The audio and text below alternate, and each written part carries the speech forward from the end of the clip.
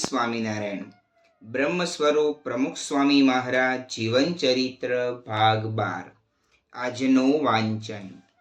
68 તીરથ મારા સંતને ચરણે.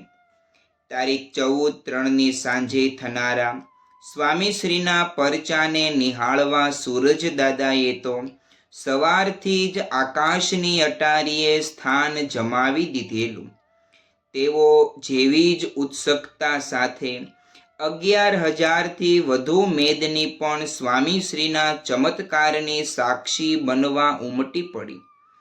તેઓને લાભ આપવા સંધ્યા સમયના 5:45 વાગ્યે સ્વામીશ્રી જ્યારે સભાગૃહમાં પધાર્યા ત્યારે મંચ પર 24 પાર્ષદો ભાગવતી દીક્ષા ગ્રહણ કરવા અને 44 નવલોહિયા વણસીવ્યા ઉત્તરીય ઓઢવા થનગની રહેલા. તેમાં 15 યુવાનો તો વાલીના એકમાત્ર પુત્ર રૂપે હતા, તો 14 યુવકો વિદેશના વતની હતા. ડાક્ટર, ઇજનેર, ફાર્માસિસ્ટ, પાયલટ, સ્નાતક, અનુસ્નાતક કક્ષાની પદવીઓ યુક્ત આ યુવા વર્ગ સરેરાશ 22થી 25 વર્ષની વય ધરાવતો હતો. તે નોકરીઓ માટે કોઈ કંપનીઓના દરવાજા કે કન્યાઓ માટે કોઈ પરિણયના દ્વાર ન ખટખટાવતા સંસાર છોડવા સ્વામીશ્રીના આંગણે દોડી આવેલો. આ 68 મુમુક્ષુઓને હરખભેર દીક્ષા આપી સ્વામીશ્રીએ જાણે પૃથ્વી પર અભિનવ 68 તીરથ અવતારી દીધા.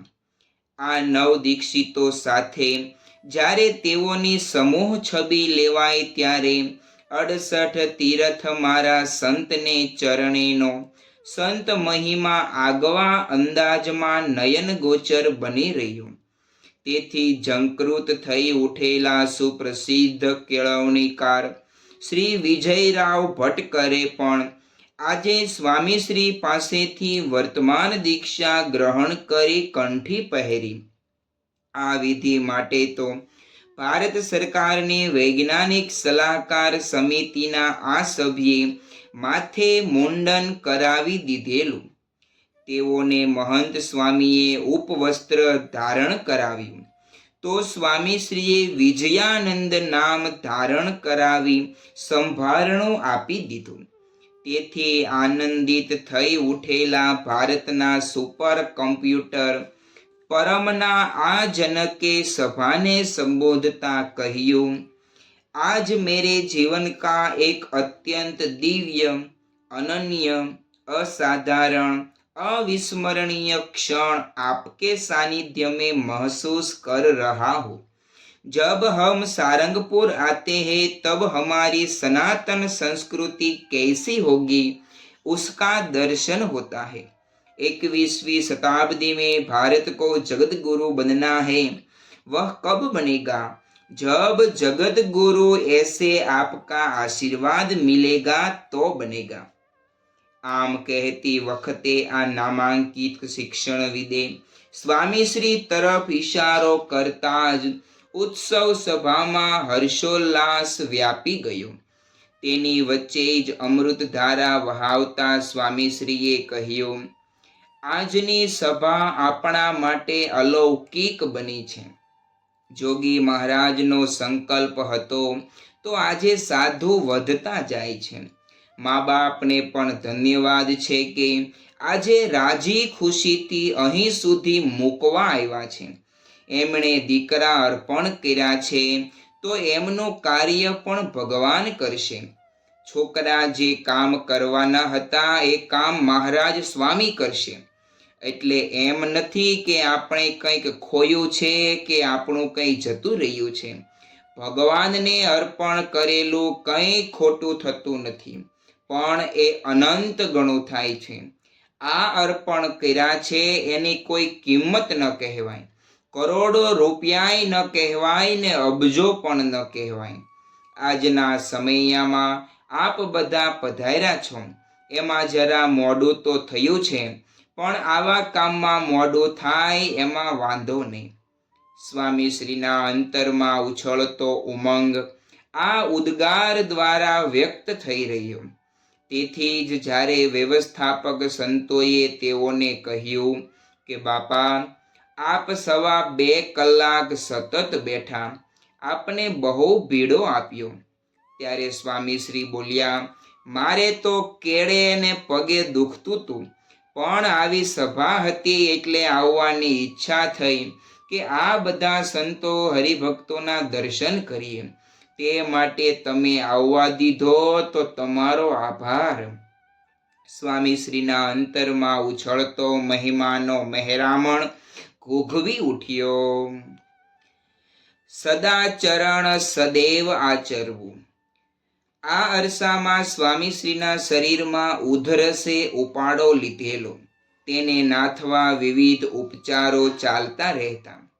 તેના અનુસંધાનમાં તારીખ 19/3ની સવારે અત્રેથી વિદાય લઈ રહેલા મુંબઈવાસી સંતોને સેવકોએ મર્મમાં કહ્યું, તમે સ્વામીશ્રીની ઉધરસ લઈ જાઓ ને મુંબઈના દરિયામાં પધરાવી દેજો.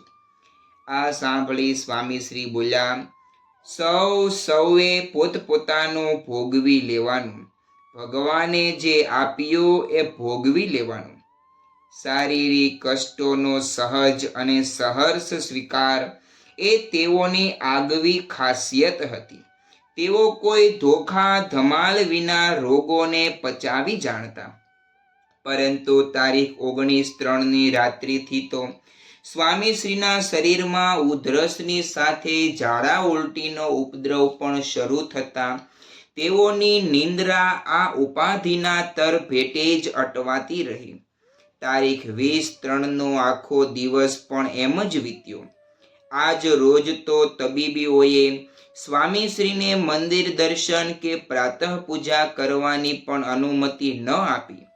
આવા કથળેલા સ્વાસ્થ્યમાં તારીખ 31/3ની સવારે પલંગ પર બિરાજેલા સ્વામીશ્રીએ પોતાની સમક્ષ ઠાકોરજી રખાવી કેટલીક માળા ફેરવી પ્રાતઃ પૂજા કર્યાનો સંતોષ મેળવ્યો. આ જપ યજ્ઞની પૂર્ણાહુતિ થતાં જ સેવકે સ્વામીશ્રી આગળ થાળ મૂક્યો, પણ તેમાં પત્તર ન જોતા સ્વામીશ્રીએ કહ્યું, પત્તર લાવો. આજે થાળમાં ક્યાં બીજું કાંઈ રાંધેલું છે? મમરા, ખાખરા જેવું બધું કોરું જ છે, માટે આમાં જ જમી લો. પરંતુ સેવકના આ પ્રસ્તાવને ન વધાવતા સ્વામીશ્રીએ પત્તર મંગાવ્યું અને તેમાં જ અનુકૂળ વાનગીઓ મૂકી તેઓ જમ્યા. સદાચરણ સદૈવ આચરવું એ તેઓનો સિદ્ધાંત. તે કદી મંદ કે માંદો પડ્યો નહોતો. તે અનુસાર પત્તરમાં અલ્પ ભોજન કરી સ્વામીશ્રી પરવાર્યા. ત્યારે ડૉક્ટર બોલ્યા, હજી 5 દિવસ સાજા થતા લાગશે, માટે હવે થોડો આરામ કરો. મન મારીને આરામ કરવા જેવું છે. સ્વામીશ્રીનો આ ઉદ્ગાર તેઓની કર્મઠતા સૂચવી ગયો. જો કે તબીબી સલાહને અનુસરી તેઓ મન મારીને સૂતા તો ખરા, પણ માંદગીએ વિશ્રામમાં બરકત આવવા ન દીધી. થોડો આરામ થયો ત્યાં સ્વામીશ્રીને ઉલટી થતા ખોરાક બધો બહાર નીકળી ગયો. આ પરિસ્થિતિ થાળે પડી ત્યાં જ શૌચ જવાનું થતાં સ્વામીશ્રી ઊભા થયા. દેહક્રિયા આટોપી તેઓએ હસ્ત પ્રક્ષાલન કર્યું. તે પછી તેઓને કોગળા કરવા માટે મીઠાવાળું પાણી આપવામાં આવ્યું. તેનો વાટકો જમણા હાથે પકડી સ્વામીશ્રી ડાબો હાથ વોશ બેસિન પર ટેકવી કોગળા કરવા લાગ્યા. તે વખતે તેઓના ડાબા હાથે ફરતી લાલ કીડી જોઈ સેવક તેને કાઢવા ગયા. ત્યારે સ્વામીશ્રી મંદ સ્મિત વેરતા બોલ્યા, એને અધિકાર છે, જીવ પ્રાણી માત્રને અધિકાર છે. ક્ષુદ્ર જીવને પણ પોતાના શરીર પર મોકળે મને મહાલવાનો પરવાનો આપનારા સ્વામીશ્રી સાચે જ સૌ પ્રાણધારીના સુખપ્રદ હતા. અણનમ ગુણગણ.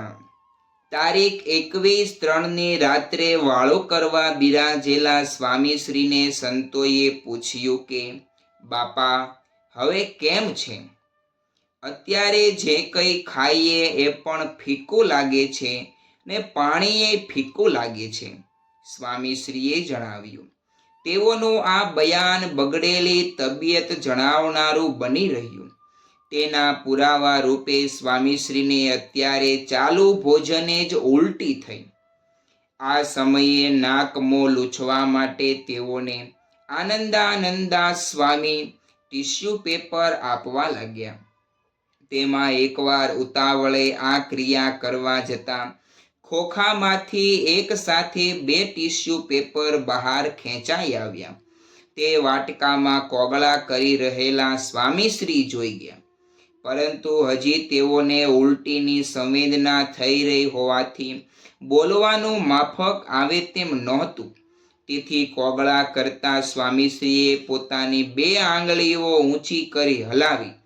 તે દ્વારા તેઓએ પેલા સંતનું 2 ટીશ્યુ પેપર નીકળી ગયા બાબતે ધ્યાન દોર્યું અને એક જ કાગળ આપવા જણાવ્યું. એક તરફ કટોકટીની પળોનો કાફલો અને બીજી બાજુ ટીશ્યુ પેપર જેવી નગણ્ય ચીજ. છતાં તે બેની વચ્ચે સ્વામીશ્રીની કરકસર કચરાઈ ન ગઈ. સ્થિતિ પામ્યા સમાધિ સમાન. તારીખ 22/3ની સાંજે તબિયતની અસ્વસ્થતામાં પણ સ્વામીશ્રીએ સૂતા સૂતા પત્ર શ્રવણ આરંભ્યું. તે લગાતાર અડધો કલાક ચાલ્યું. ત્યાં જ તેઓના મીંચાયેલા નેત્રો જોઈ પરિચારકે વાંચવું અટકાવ્યું. પરંતુ આમ થોડી ક્ષણો માંડ વીતી ત્યારે સ્વામીશ્રી બોલ્યા, તમે વાંચો, હું સાંભળું છું, સૂતો નથી. હા, હરિભક્તોના કષ્ટ કાપવામાં તો તેઓ કદી ક્યાં સૂતા જ હતા. આ બાબતે સદૈવ જાગ્રત સ્વામીશ્રી આજની રાત્રે જમવા બિરાજ્યા ત્યારે સંતોએ પૂછ્યું, ખીચડી વઘારી લાવીએ? જો વઘારવાની હોય તો જરૂર નહીં, એ તો તૈયાર જ છે. તો લાવો. સ્વામીશ્રીએ સંમતિ આપી. તેઓ માંદગીમાં પણ કોઈ નવું ઉપાર્જન કરાવવા બાબતે રાજી નહીં. આ રીત સાથે જમી રહેલા સ્વામીશ્રી સમક્ષ આજના ભોજન દરમિયાન મધુર વદનદાસ સ્વામીએ એક પૂર્વ પ્રસંગ સંભાળતા કહ્યું, બાપા, સન 1995માં ઉજવાયેલા આપના અમૃત મહોત્સવ દરમિયાન વૈદિક મહાયાગ યોજાયેલો. તેનું પુણ્ય આપને અર્પણ કરતા ભૂદેવોએ જણાવેલું કે આપ જેવા પુરુષ તો સ્વાધીન કુશલાહ સિદ્ધિમંતઃ, પોતાની કુશળતા પોતાને જ આધીન હોય એવા છો. આમ કહી એ સંતે અત્યારની પરિસ્થિતિના સંદર્ભમાં સ્વામીશ્રીને જણાવ્યું, એટલે હાલની આપની બીમારી પણ આપ સંકલ્પ કરો તો તરત નીકળી જાય. આ વિગત સાંભળી સ્વામીશ્રીએ પૂછ્યું, એ અમૃત મહોત્સવ ક્યાં ઉજવાયો હતો? તેઓનો આ પ્રશ્ન સૌને અચંબો પમાડી ગયો. 70 વર્ષ પૂર્વેનું ઇદમ કહી દેનારા સ્વામીશ્રી 17 વર્ષ પૂર્વે સતત 37 દિવસ સુધી ઉજવાયેલા પોતાના ભવ્ય અમૃત મહોત્સવને સાવ જ વિસરી ગયેલા. જો કે તેઓ તો જાતને જ વિસરીને વિચરતા હતા ને. તેથી જ તો તારીખ 23/3ની બપોરે ભોજન બાદ તેઓના બ્લડ પ્રેશર અને નાડીના ધબકારા માપ્યા બાદ તબીબો તેઓને આઈવી દ્વારા ઇન્જેક્શન આપી રહેલા ત્યારે તેઓ ઘસઘસાટ સૂઈ ગયા. ખરેખર ભૂલી સર્વે શરીરનું ભાન, સ્થિતિ પામ્યા સમાધિ સમાનની રીતે જ વર્તતા હતા સ્વામીશ્રી. શ્રી સ્વામિનારાયણ ભગવાનની જય.